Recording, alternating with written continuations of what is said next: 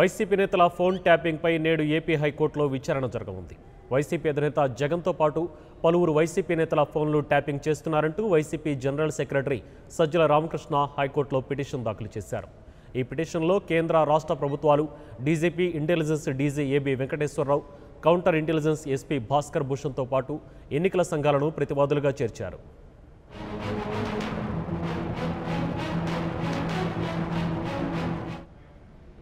ఇక ఫోన్ ట్యాపింగ్కి సంబంధించిన గురించి మరిన్ని అప్డేట్స్ మా ప్రతినిధి మునిరాజు అందిస్తారు. మునిరాజు, చెప్పండి.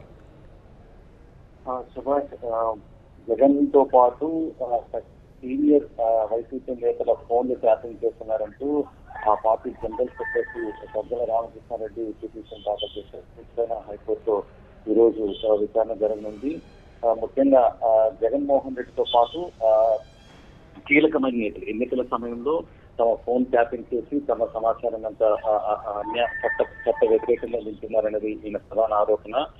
దీంతో పాటు ఈయన 13 మందిని ప్రతివాదులుగా చేశారు. ఇందులో కేంద్ర రాష్ట్ర ప్రభుత్వాలతో పాటు రాష్ట్ర డీజీపీ, ఇటీవల ట్రాన్స్ఫర్ అయినటువంటి ఇంటెలిజెన్స్ డీజీ ఏబీ వెంకటేశ్వరరావుతో పాటు ఇంటెలిజెన్స్ ఎస్పీని కూడా ఇందులో చేర్చారు. దీంతో ఈ కేసుకు సంబంధించి మధ్యాహ్నం తర్వాత విచారణకు వచ్చే అవకాశం ఉంది.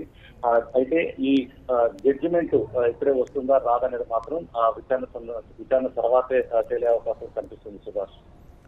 Right, thank you Muniraj.